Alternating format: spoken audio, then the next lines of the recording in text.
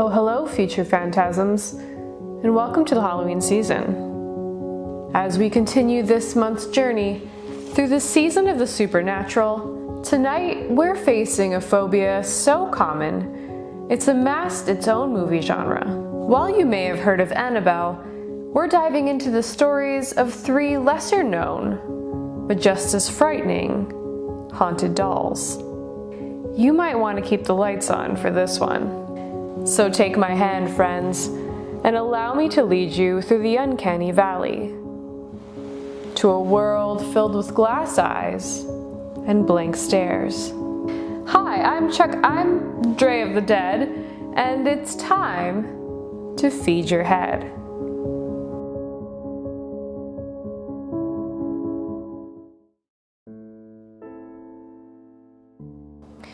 In the 1920s, a young girl in Trieste, Italy, received a doll made in her likeness.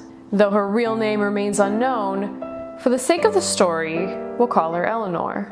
With a composition face and felt limbs, her doll measured 14 inches in height and featured real human hair. Eleanor decided that her name would simply be the Latin word for doll, Pupa. Soon, Pupa and Eleanor were inseparable.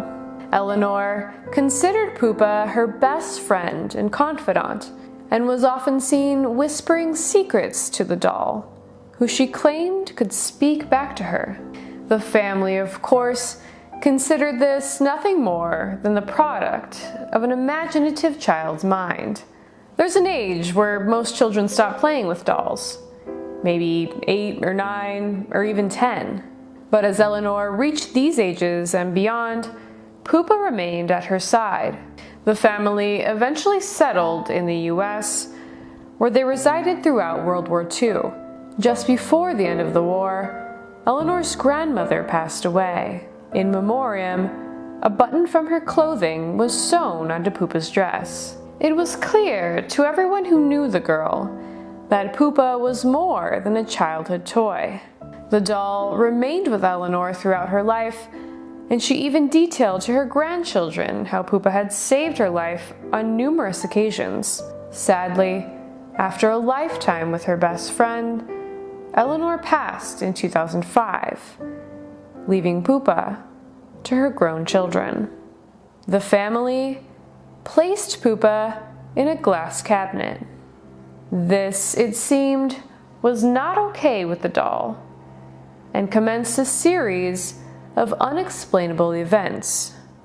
Several members of the family began to hear tapping on the glass, almost as if Pupa were trying to get their attention.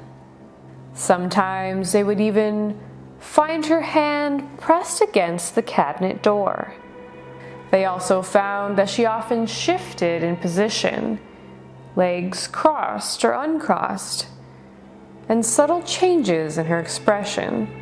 One day, someone noticed a smudge on the glass of the cabinet door, and upon wiping the outside, they realized that the marks were on the other side.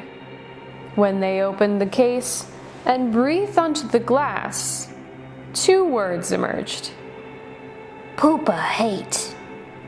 Another family member attempted to film the doll moving on 3 separate occasions, but each time he attempted to upload the video, the footage was obscured with a thick white film and the words, Pupa, no. Understandably, to ensure the protection of Eleanor's prized possession, and perhaps for the safety of everyone else, the family decided not to divulge any identifying details. To this day, Pupa's location remains unknown.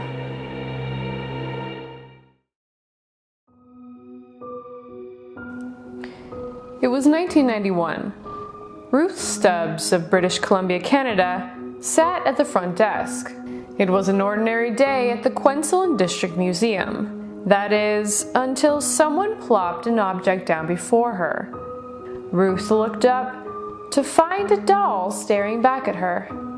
An old doll, dressed in a faded white gown. A crack ran down her face. causing one eye to slightly protrude from its porcelain socket. Mandy, the customer spoke. Her name is Mandy. According to the woman, the doll had belonged to her grandmother. It was over 90 years old, and she was afraid of her daughter damaging such a fragile piece of history. The woman seemed almost anxious to part with it, so Ruth quickly accepted Mandy into the museum.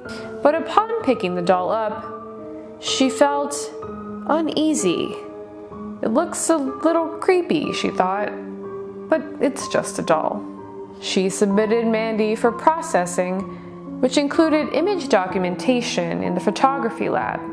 After photos, Mandy was left in the lab for the night. But the next morning, Ruth discovered the area in disarray. Objects from the room were scattered across the floor. Larger items had been pushed over. This became a common occurrence every time Mandy was left in a room overnight. The staff was on edge around Mandy and swore the doll could change positions on its own. Soon, lunches began disappearing and turning up in drawers throughout the museum. Employees began to hear footsteps in unmanned areas and noticed stationary objects like pens and staplers often went missing. Mandy was initially placed at the front of the store, where she was the first thing patrons would see as they entered. But after customers became reluctant to come in, she was moved to the back of the store. After rumors began to circulate of Mandy causing the destruction of dolls around her, she was also placed in her own glass case. Word spread about the strange activities surrounding Mandy, and people began flocking to the museum to take pictures of the doll. But after developing the film, they often found the images blurred, or simply not there at all. On one occasion, a psychic came to the shop and asked to hold Mandy. Upon doing so, she pieced together the doll's supposed origins, which you may or may not choose to believe. According to the psychic, a man walking past an abandoned farmhouse heard a child crying from within. Finding this peculiar, he knocked on the door. After getting no answer, he entered the home, only to find the sound coming from beneath his feet. Unsure how to access the cellar from within the house, he found the storm doors outside, and when he opened them, he found the body of a long-dead young girl, a doll clutched in her arms. And now, for reasons unknown, the spirit of the girl inhabits the doll. Upon hearing the story, Ruth decided that she needed more information. She tracked down the woman who had brought the doll to the museum, and after speaking with her, found some very interesting links to the alleged origin story. The woman admitted that she wasn't quite concerned with her daughter damaging the doll. If she were, she would have simply kept the doll out of reach. The truth was that she heard crying from her cellar, and when she went to investigate, she found the cellar window open and the doll on the floor. Once she got rid of the doll, the crying immediately stopped. To date, people still visit the museum to witness the strange and fascinating Mandy. She is known to cause cameras to malfunction, and some visitors even claim to see her blink.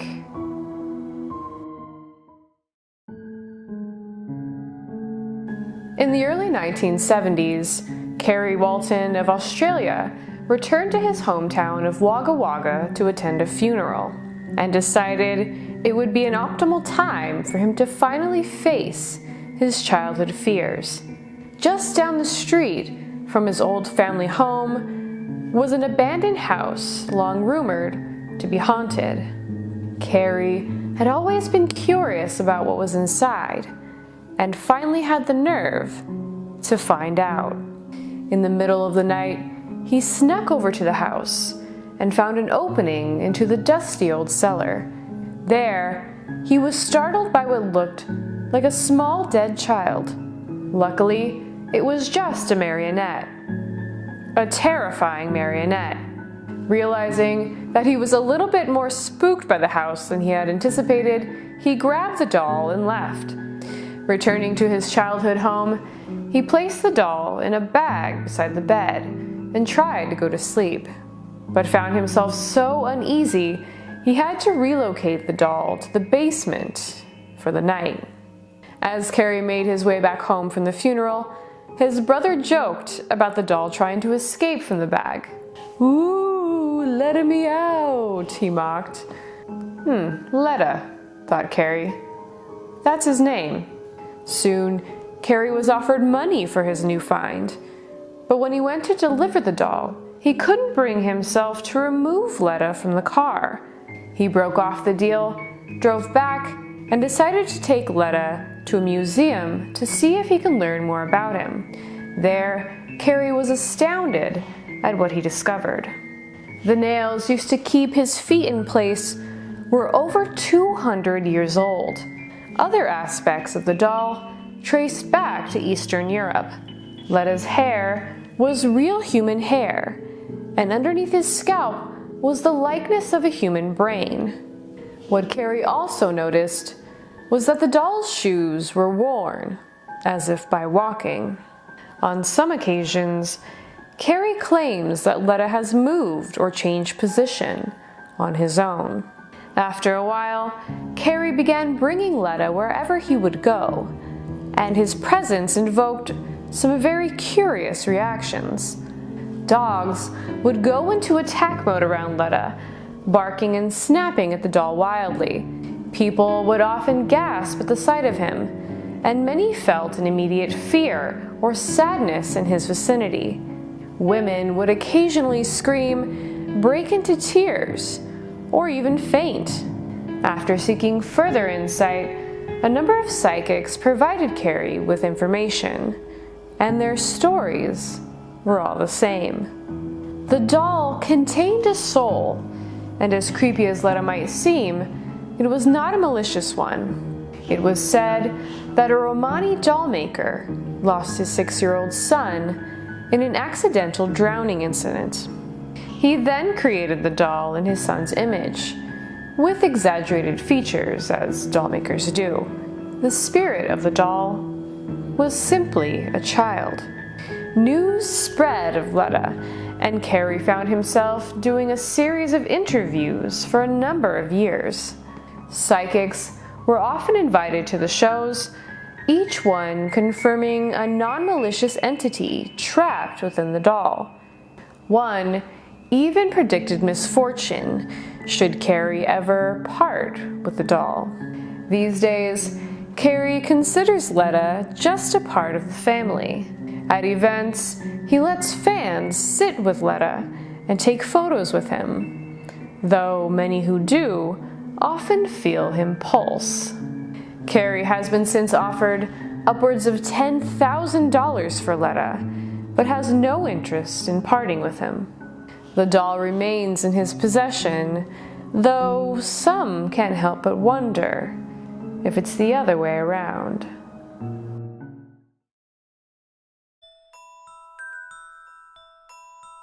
If you enjoyed this strange but true tale, be sure to subscribe and check out previous episodes, covering everything from vengeful spirits to how Lysol was used as a form of birth control. I'm not even kidding. I put out new videos every other week. If you'd like to support the future of these videos, while also enjoying blooper reels and behind-the-scenes footage, consider joining my Patreon. These are some of the current patrons who make these videos possible. I appreciate you so much. Before I end tonight's episode, I want to say that many of you are watching this right now because an amazing human being named Ao recently shared one of my videos on his feed. Unfortunately, Ao lost his life this past weekend. I met Ao when he reached out to me a couple of months ago simply because he believed in this little show that I have going on.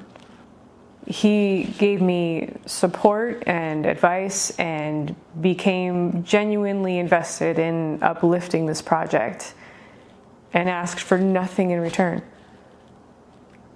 And after reading comments and messages from those who knew him, I realized that's just who he was. He made people feel seen and heard. He rooted for you. He collaborated with you. He had your back even if he knew little about you.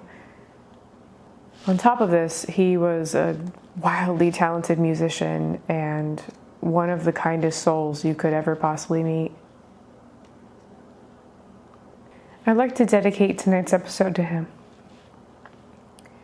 Thank you for everything, Aho. Be well, friend, and stay strange.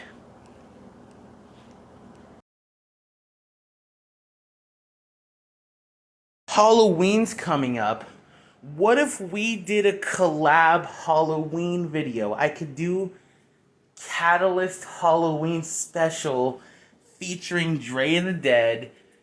You can help write the script, or like we could write together, we could think of the subject together, something like that. Do a collab video, shout you out, it'll be fun. Are you down?